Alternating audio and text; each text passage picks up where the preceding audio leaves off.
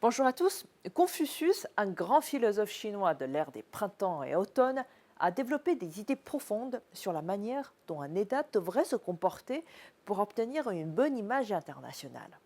Son enseignement met l'accent sur la moralité, la gouvernance, l'éthique et le respect mutuel.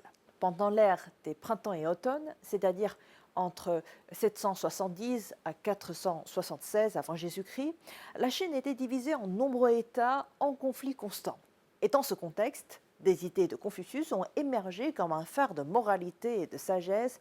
Il a souligné que l'image d'un pays est la somme des impressions, opinions, attitudes et évaluations formées par les autres nations.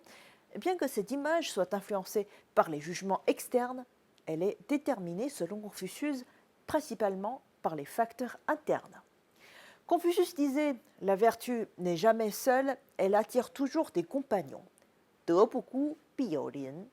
Cela signifie qu'un dirigeant doit avoir la moralité pour ne pas se sentir isolé et qu'il trouvera des alliés partageant les mêmes valeurs. Selon Confucius, une nation doit d'abord appliquer une gouvernance éthique et obtenir un soutien de son peuple avant de pouvoir gagner la reconnaissance et le respect internationaux. Pour Confucius, la construction de la puissance douce est essentielle avec la confiance du peuple comme priorité. Il disait: depuis toujours, la mort existe. Sans la confiance du peuple, une nation ne peut se maintenir. Ensuite, les dirigeants doivent gouverner avec vertu, utiliser la diplomatie intelligente, ce qui conduira naturellement à la loyauté et au respect des autres nations. Il a également insisté sur la moralité dans les relations internationales en affirmant que les actions basées uniquement sur les intérêts engendreront du ressentiment.